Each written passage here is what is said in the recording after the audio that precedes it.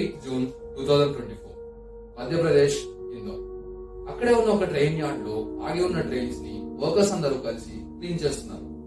అక్కడ ఉన్న ట్రైన్స్ లలో ఒక ట్రైన్ పేరు నగ్దమను ఎక్స్ప్రెస్. ఈ ట్రైన్ పేరుని బాగా గుర్తుపెట్టుకోండి, ఎందుకంటే మన కేస్ ఈ ట్రైన్ చుట్టే తిరుగుతూ ఉంటుంది. నగ్దమను ఎక్స్ప్రెస్ ని క్లీన్ చేస్తున్న వర్కర్స్ కి జనరల్ బోగీలో ఒక సీట్ కింద ఒక క్యారీ బ్యాగ్ కనిపించింది. ఫస్ట్ టైం ఆ క్యారీ బ్యాగ్ చూసినప్పుడు ఎవరో ప్యాసింజర్ ఆ క్యారీ బ్యాగ్ ని మర్చిపో వదిలేసి ఉంటాడులే అని వాళ్ళు అనుకున్నారు. కానీ దగ్గరికి వెళ్ళి అబ్జర్వ్ చేస్తే ఆ క్యారీ బ్యాగ్ మీద బ్లడ్ మార్క్స్ ఉండడం వాళ్ళు గమనించారు. ఆ బ్లడ్ మార్క్స్ చూసి వాళ్ళు పోలీసులకి ఇన్ఫార్మ్ చేశారు. అండ్ వెంటనే పోలీసులు కూడా ఆ స్పాట్ కి చేరుకున్నారు. ఆ క్యారీ బ్యాగ్ ఓపెన్ చేసిన పోలీసులకి లోపల ఉన్న కంటెంట్స్ చూడగానే ఫ్యూజులు ఎగిరిపోయింది. ఎందుకంటే ఆ క్యారీ బ్యాగ్ లో ఒక లేడీ డెడ్ బాడీ ఉంది. అది కూడా హెడ్, చేతులు, కాళ్ళు ఇవేవీ లేకుండా ఓన్లీ మొండెం మాత్రమే ఉంది. ఇది చూసిన పోలీసులు చాలా షాక్ అయ్యారు. అసలు ఆ డెడ్ బాడీ ఎవరిది, అక్కడ ఎవరు పెట్టారు, ఇవన్నీ తెలుసుకోవడం వాళ్ళకి చాలా డిఫికల్ట్ టాస్క్ గా మారింది. ఈ డిఫికల్ట్ టాస్క్ ని పోలీసులు ఎలా సాల్వ్ చేశారు అండ్ ఆ మర్డరర్ పోలీసులకి ఎలా దొరికిపోయాడో మనం ఈ వీడియోలో తెలుసుకుందాం. So hey guys, welcome back to another episode of Dark Diaries. And in this video, we are going to discuss about the case of Kamlesh Patel.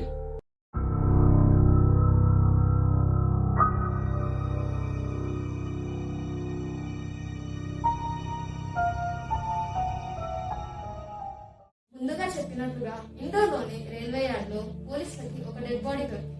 ఆ డెడ్ బాడీకి తల, కాళ్ళు, చేతులు లేకపోవడంతో అది ఐడెంటిఫై చేయడం చాలా కష్టమైంది. దీంతో పోలీసులు చాలా కన్ఫ్యూజ్ అయిపోయారు.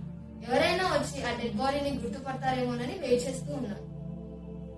సరిగ్గా 2 days తర్వాత అంటే 10th June 2024 కి ఉత్తరాఖండ్ లోని రిషికేష్ లోని రైల్వే యార్డ్ లో పోలీసులకి ఒక అమ్మాయి డెడ్ బాడీ దొరికింది. దొరికిన డెడ్ బాడీకి తల, చేతులు, కాళ్ళు తప్ప బాడీ లేదు.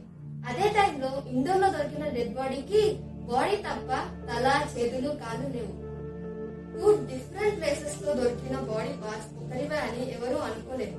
ఎందుకంటే ఈ 2 ప్లేసెస్ కి ఉన్న మధ్యలో డిస్టెన్స్ 1150 కిలోమీటర్స్.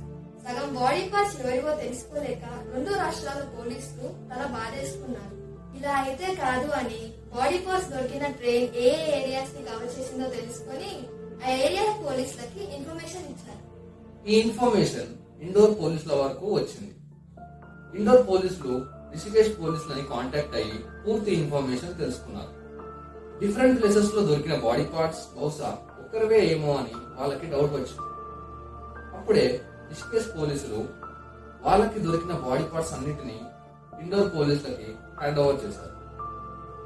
ఎప్పుడైతే ఇండోర్ పోలీసులు ఆ బాడీ పార్ట్స్ అన్నిటిని ల్యాబ్ టెస్ట్ చేశారో ఆ బాడీ పార్ట్స్ అన్ని ఒకరికి సంబంధించినవి అని వాళ్ళకి తెలిసింది. ఇప్పుడు ఇండోర్ పోలీసుల దగ్గర కంప్లీట్ బాడీ ఉంది. ఆ డెడ్ బాడీని క్లోజ్ గా అబ్జర్వ్ చేస్తే ఆ అమ్మాయి లెఫ్ట్ హ్యాండ్ మీద ఒక టాటూ కనిపించింది. ఆ టాటూ ఒక ప్రొఫెషనల్ టాటూ కాదు, విలేజెస్ లో ముళ్ళుతో గీస్తారు కదా పచ్చబొట్టు, అలాంటిది అనమాట. తన లెఫ్ట్ హ్యాండ్ మీద మీరాబెన్ గోపాల్ భాయ్ అని హిందీలో రాసింది. పోలీసులకి ఈ టాటూయే ఒక మేజర్ క్లూగా మారింది. Madhya Pradesh and Gujarat states border లో కొన్ని ట్రైబ్స్ ఉండేవి. ఆ ట్రైబ్స్ లో ఒక విచిత్రమైన ఆచారం ఉండేది. అదేంటంటే అక్కడ ఉన్న అమ్మాయిలు వాళ్ళ హ్యాండ్స్ మీద తన బ్రదర్ నేమ్ ని టాటూ వేయించుకోవాలి. చనిపోయిన అమ్మాయి కూడా అదే ట్రైబల్స్ కి చెందింది అయి ఉంటుంది అని పోలీసులు అనుకున్నారు. మధ్యప్రదేశ్ అండ్ గుజరాత్ బోర్డర్ లో ఇలాంటి ట్రైబల్ విలేజెస్ అన్నిటినీ తిరిగి పోలీసులు ఆ అమ్మాయి కోసం ఆరా తీయడం స్టార్ట్ చేశారు. ఇలా ఎంక్వైరీ చేస్తూ పోలీసులు మాము అనే ఒక ట్రైబల్ విలేజ్ కి చేరుకున్నారు. అక్కడ ఒక అతను ఆ డెడ్ బాడీ ఫొటోస్ చూసి తను నా భార్య అని పోలీసులతో చెప్పాడు. పోలీసులు ఇంటరాగేట్ చేయడానికి అతన్ని పోలీస్ స్టేషన్ కి తీసుకెళ్లారు. అక్కడ ఇంటరాగేట్ చేస్తుండగా అతను ఏం చెప్పాడంటే 6th June తనకి తన భార్యకి పెద్ద గొడవ జరిగింది. పిల్లల ముందు మీరాబాయిని కొట్టడంతో తన కోపంలో ఇంట్లోంచి వెళ్లిపోయింది. కోపం తగ్గిపోగానే తన ఇంటికి వచ్చేస్తుందిలే అని అతను అనుకున్నాడు. కానీ చీకటి పడ్డాక కూడా తన ఇంటికి రాకపోవడంతో తనకు తెలిసిన వాళ్ళ ఇంటికి వెళ్లి మీరాబ్యాన్ అక్కడికి వచ్చిందో లేదో అని కనుక్కున్నాడు. ఎవరిని అడిగినా మీరాబ్యాన్ అక్కడికి రాలేదని వాళ్ళందరూ చెప్పారు. దీంతో నెక్స్ట్ మార్నింగ్ అంటే 7th జూన్ పోలీస్ స్టేషన్ కి వెళ్లి మిస్సింగ్ కంప్లైంట్ ఇచ్చాడు. కానీ ఇప్పుడు మీరాబ్యాన్ బతికి లేదని తెలుసుకొని తను చాలా బాధపడ్డాడు. పోలీసులు అతన్ని ఇంకొన్ని ప్రశ్నలు అడిగి తనని ఇంటికి పంపించేశారు. తనతో పాటు విలేజ్ లోని ఇంకొంత మెంబర్స్ ని కూడా పోలీసులు ఇంటరాగేట్ చేశారు. ఇంటరాగేషన్ లో వాళ్ళు చెప్పింది ఏంటంటే మీరాబ్యాన్ చాలా శాంతి స్వభావరాలు, తనకి ఊర్లో ఎలాంటి శత్రువులు కూడా లేరంట. And now the real question arises, ఇంతకీ మీరాబ్యాన్ ని ఎవరు చంపారు? ఈ క్వశ్చన్స్ కి ఆన్సర్స్ తెలుసుకోవడం కోసం పోలీసులు ఇన్వెస్టిగేషన్ ని ఇంకా స్ట్రాంగ్ చేస్తారు. యాక్చువల్ గా వాళ్ళకి డెడ్ బాడీ 2 డిఫరెంట్ ప్లేసెస్ లో దొరుకుతుంది. ఒకటి యోగనగరి ఎక్స్ప్రెస్ లో అండ్ ఇంకొకటి ఇండోర్ నగ్దమను ఎక్స్ప్రెస్ లో. ఇంకొన్ని బాడీ 2 ట్రేస్ లో బాడీ పార్ట్స్ ఒకే టైం లో పెట్టుండొచ్చని పోలీసులు భావించారు. ఈ 2 ట్రేస్ ఏదో ఒక రైల్వే స్టేషన్ లో ఇంటర్సెక్ట్ అయినప్పుడు మర్డరర్ ఈ పని చేస్తుండొచ్చని వాళ్ళు అనుకున్నారు. ఈ ఇన్ఫర్మేషన్ తెలుసుకోవడం కోసం పోలీసులు రైల్వే స్టాఫ్ ని కాంటాక్ట్ అయ్యారు. వారు ఇచ్చిన ఇన్ఫర్మేషన్ ప్రకారం రిషికేష్ కి వెళ్లే ట్రైన్ అండ్ ఇండోర్ కి వెళ్లే ట్రైన్ ఉజ్జయిన్ లోని ఒక రైల్వే స్టేషన్ లో సైడ్ బై సైడ్ ఆగి ఉన్నాయి. ఉజ్జయిన్ రైల్వే స్టేషన్ లోనే ఆ అమ్మాయిని చంపి అలా చేసిండొచ్చని పోలీసులు అనుకున్నారు. ఆ రైల్వే స్టేషన్ కి వెళ్లి అక్కడి సీసీటీవీ ఫుటేజెస్ ని పోలీసులు కేర్ఫుల్ గా అబ్జర్వ్ చేశారు. మీరాబ్యాన్ 6th జూన్ ఇంట్లో నుంచి వెళ్ళింది. తన డెడ్ బాడీ 8th జూన్ దొరికింది. సో ఏదైనా జరుగుంటే ఈ 3 days లోనే జరుగుంటుంది. ఈ 3 days ఫుటేజెస్ ని పోలీసులు కలెక్ట్ చేసుకొని చూస్తుండగా అందులో మీరాబ్యాన్ కనిపించింది. అక్కడ తనతో పాటు ఒక వ్యక్తి కూడా ఉన్నాడు. అక్కడ మీరాబ్యాన్ ని రైల్వే స్టేషన్ నుండి బయటికి తీసుకొస్తున్నట్టు ఆ సీసీటీవీ ఫుటేజ్ లో ఉంది. ఆ వ్యక్తి ఎవరు అని మీరాబ్యాన్ హస్బెండ్ ని అండ్ రిలేటివ్స్ ని పోలీసులు అడిగారు. అందరూ అతను ఎవరో తెలీదు అని చెప్పారు. అసలు ఆ వ్యక్తి మీరాబ్యాన్ ని ఎక్కడికి తీసుకెళ్లారో కనుక్కోవడం కోసం పోలీసులు రైల్వే స్టేషన్ బయట ఉన్న కెమెరాలో చెక్ చేస్తారు. కానీ బయట ఉన్న కెమెరాలో మీరాబ్యాన్ అండ్ ఆ వ్యక్తి కనిపించరు. లోపలున్న సీసీటీవీ కెమెరాస్ చెక్ చేసినప్పుడు ఆ వ్యక్తి ఫేస్ క్లియర్ గా కనిపిస్తుంది. ఆ ఫోటోని కలెక్ట్ చేసుకుని పోలీసులు ఉజ్జయిన్ లోని అన్ని పోలీస్ స్టేషన్స్ కి పంపించి అతనెవరో కనుక్కోవడానికి ట్రై చేస్తారు. కొన్ని రోజులకి పోలీసులకి ఆ వ్యక్తి యొక్క ఇన్ఫర్మేషన్ దొరుకుతుంది. అతని పేరు కమలేష్ పటేల్. అతను కేటరింగ్ వర్క్ చేసుకుంటూ తన వైఫ్ తో ఉజ్జయిన్ లోనే ఉంటాడు. పోలీసులు కమలేష్ పటేల్ ని వెతికి పట్టుకుని అతన్ని ఇంటరాగేట్ చేయడం స్టార్ట్ చేస్తారు. అతనికి సీసీటీవీ ఫుటేజ్ చూపించి ఈ అమ్మాయి ఎవరో నీకు తెలుసా అని అడుగుతారు. నాకు తెలుసు, రైల్వే స్టేషన్ బయటికి వెళ్లే దారి తెలియక నన్ను అడిగింది, అందుకనే బయటికి వెళ్లే దారి చూపించి నేను ఇంటికి వెళ్లిపోయాను అని చెప్తారు. పోలీసులకి ఇంకా అడగడానికి ఏమీ లేదు, ఎందుకంటే సీసీటీవీ ఫుటేజ్ లో తను బయటికి తీసుకెళ్తున్నట్టు మాత్రమే ఉంది. దాంతో పోలీసులు కమలేష్ పటేల్ ని వదిలేస్తారు. కానీ పోలీసులకి కమలేషే మెయిన్ కల్ప్రిట్ అని మైండ్ లో రిజిస్టర్ అవుతుంది. కమలేష్ ని మళ్ళీ ఇంకోసారి ఇంట్రాగేట్ చేయడం కోసం తన ఇంటికి వెళ్లారు. కానీ అక్కడ కమలేష్ లేడు, తన వైఫ్ మాత్రమే ఉంది. తన వైఫ్ కి మీరాబ్యాన్ ఫోటో చూపించి ఈమెను ఎప్పుడైనా మీ ఆయనతో చూసావా అని అడిగారు. అప్పుడు కమలేష్ వైఫ్ నోరు తెరిచి ఏమీ చెప్పకుండా జస్ట్ తలాడిస్తూ ఉంటుంది. అప్పుడు పక్కనే ఉండే వాళ్ళు వచ్చి తను ఏమీ వినలేదు అండ్ మాట్లాడలేదు అని పోలీసులతో చెప్తారు. He was both deaf and dumb. పోలీసులకి ఉన్న ఒక్క హోప్ కూడా పోయింది అనుకునే టైంకి కమలేష్ వైఫ్ ఏదో చెప్పడానికి ట్రై చేసింది. ఎలా అంటే తను ఏదో చూసినట్టు, తనకేదో తెలిసినట్టు పోలీసులకి చెప్పడానికి చాలా ట్రై చేసింది. కానీ పోలీసులకి అదేమాత్రం అర్థం కాలేదు. ఈ డెఫ్ అండ్ డమ్ ఉండేవాళ్ళు సైన్ లాంగ్వేజ్ ద్వారా కమ్యూనికేట్ అవుతారు. అలాగే పోలీసులు కూడా సైన్ లాంగ్వేజ్ లో కమ్యూనికేట్ అయ్యే ఒక ఎక్స్పర్ట్ ని తీసుకొచ్చారు. వాళ్ళిద్దరూ కొద్దిసేపు సైన్ లాంగ్వేజ్ లో మాట్లాడుకున్నారు.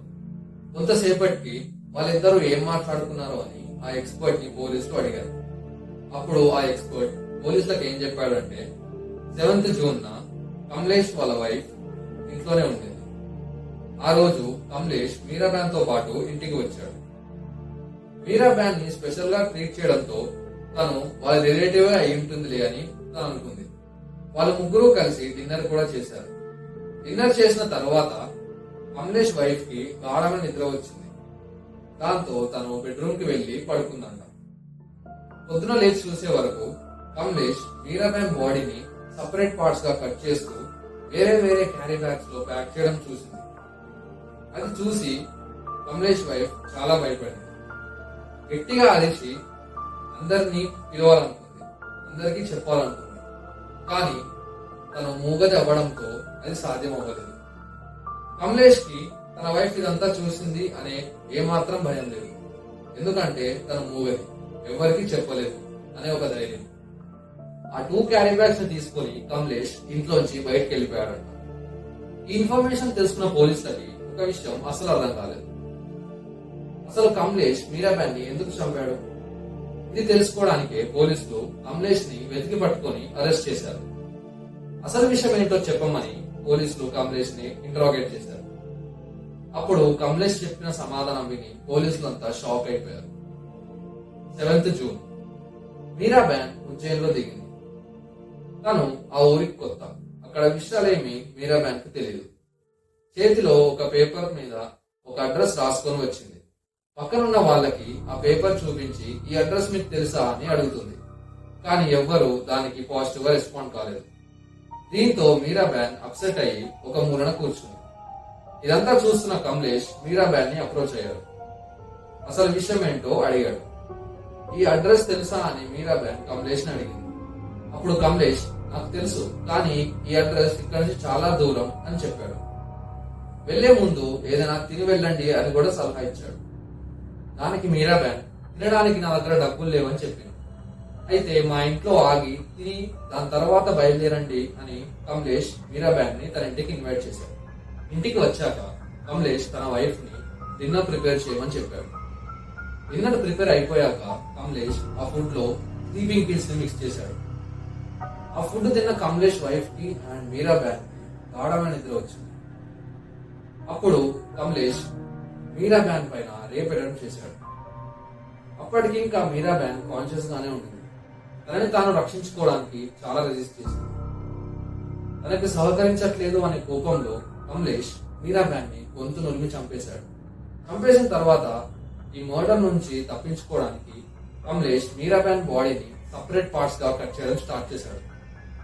ఇలా కట్ చేసిన బాడీ పార్ట్స్ ని 2 డిఫరెంట్ క్యారీ బ్యాగ్స్ లో ప్యాక్ చేశాడు. మార్నింగ్ అవ్వగానే ఈ 2 క్యారీ బ్యాగ్స్ ని తీసుకొని దగ్గరే ఉన్న ఒక రైల్వే స్టేషన్ కు వెళ్ళాడు. అప్పుడు అక్కడ ఆగి ఉన్న నక్తమనం ఎక్స్ప్రెస్ లో ఒక క్యారీ బ్యాగ్ ని పెట్టాడు అండ్ పక్కనే ఉన్న యోగనగర్ ఎక్స్ప్రెస్ లో ఇంకో క్యారీ బ్యాగ్ పెట్టాడు.